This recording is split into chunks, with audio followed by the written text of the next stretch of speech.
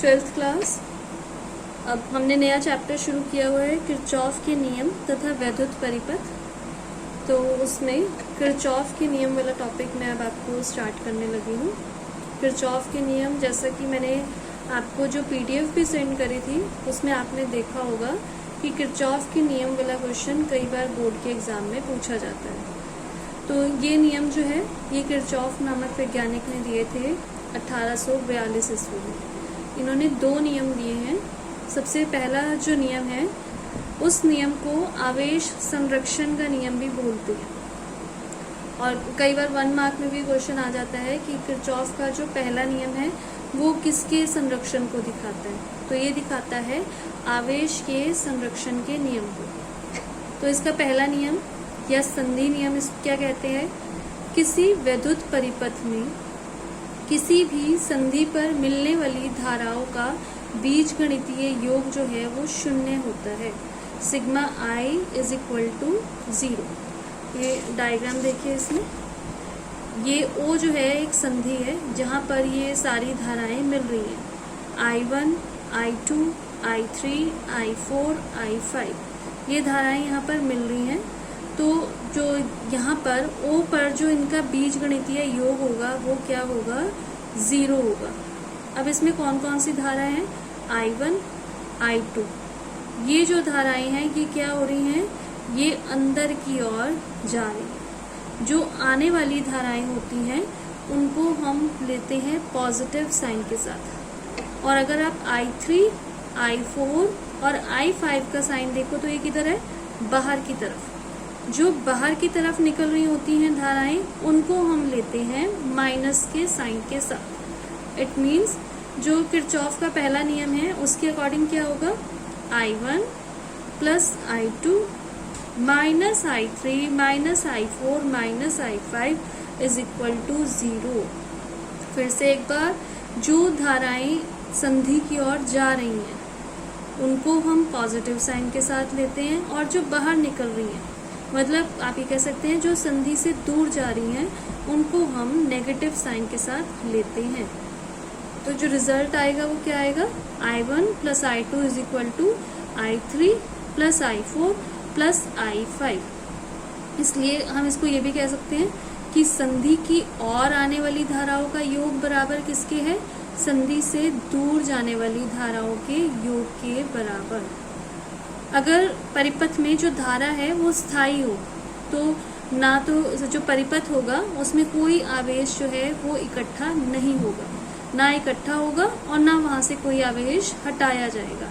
इसलिए जो किरचॉफ का पहला नियम है ये और किसको रिप्रेजेंट करता है, ये आवेश के संरक्षण को व्यक्त करता है। तो किरचॉफ का पहला नियम क्या कहता है कि किसी वैद्युत परिपथ में किसी भी संधि पर मिलने वाली धाराओं का बीजगणितीय योग शून्य होता है। ये पहला नियम। अब दूसरा नियम,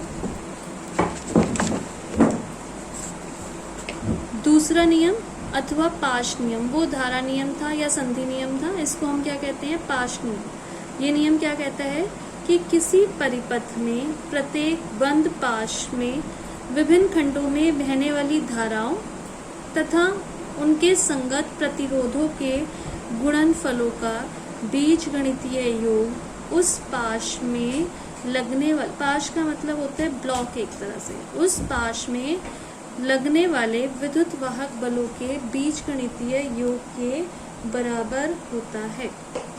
it means sigma IR is equal to sigma E।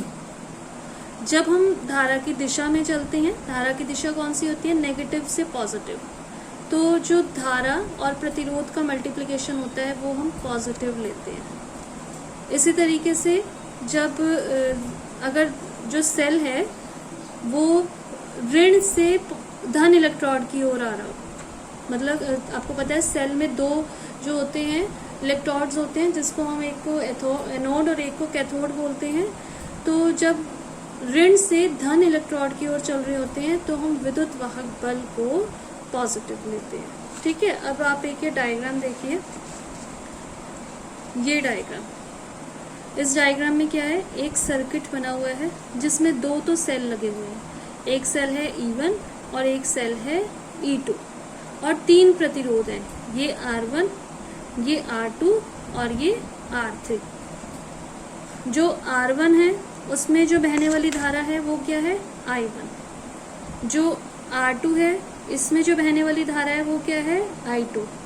और जो R3 है इसमें जो बहने वाली धारा है वो क्या है, I1 भी है और प्लस I2 भी है। ये दोनों प्लस होके धाराएं इसमें बह रही हैं। तो ये जो है एक तरह से ये कहलाएंगे पाश। तो इस परिपथ में कितने पाश हैं, 2 पाश हैं। तो इन दोनों पाशों में हम क्या लगाएंगे, किरचॉफ का दूसरा नियम। पहले ये पहले वाले पाश के लिए हम देखते हैं क्या कहता है ये नियम, कि धारा और प्रतिरोध का गुणनफल किसके बराबर होता है, विद्युत वाहक बल के बराबर। धारा यहाँ पर क्या है, I1, प्रतिरोध R1। यहाँ पर जो दिशा है धारा की वो क्या है, यही नेगेटिव से पॉजिटिव, इसलिए इसको हम लेंगे प्लस का साइन, ठीक है। और ये जो धारा की दिशा है वो अब क्या हो गई, पॉजिटिव से नेगेटिव उल्टी हो गई। तो इसलिए अब जो हम I2 R2 लेंगे वो कौन से साइन के साथ लेंगे, माइनस के साइन के साथ। I1 R1 minus I2 R2 is equal to E1 minus E2। और सेकेंड पाश के लिए क्या लगेगा, सेकेंड पाश में I2 R2 एक तो होगा और प्लस I1 प्लस R2, इसकी मल्टीप्लिकेशन R3 से, और ये किसके बराबर होगा, E2। दोबारा से देखिए, पहले वाले पाश के लिए जो किरचॉफ का दूसरा नियम है उसके according I1 R1 minus I2 R2 is equal to E1 minus E2।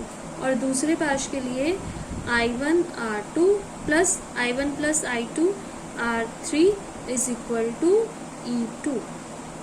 तो ये दोनों जो हैं पाशों में हमने किरचॉफ का दूसरा नियम लगाया।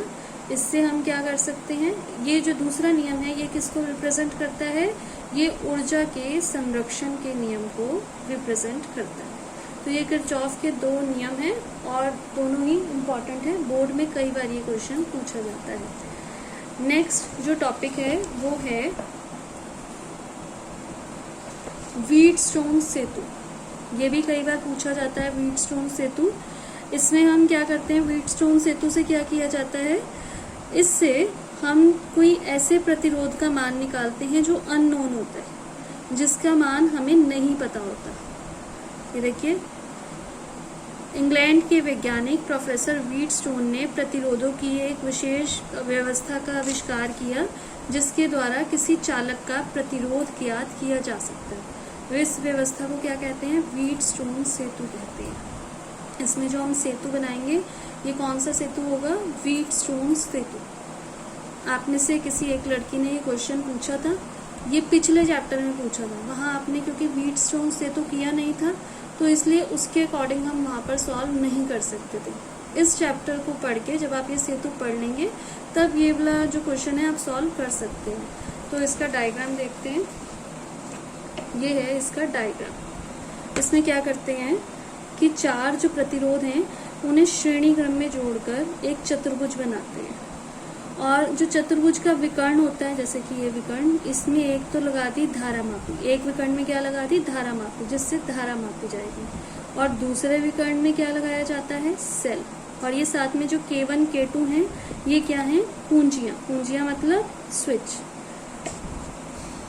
तो जो इसमें होता क्या है कि इसको इस प्रकार से हम बैलेंस करते हैं चारों भुजाओं को, कि जब हम इसमें विद्युत धारा प्रवाहित करें तो जो धारा मापी है इसमें कोई विक्षेप ना हो, इसमें कोई हलचल ना हो। धारा मापी में क्या होता है कि जैसे ही धारा में कुछ चेंज होता है इसकी सुई हिल जाती है, अदरवाइज ये 0 पर रहती है।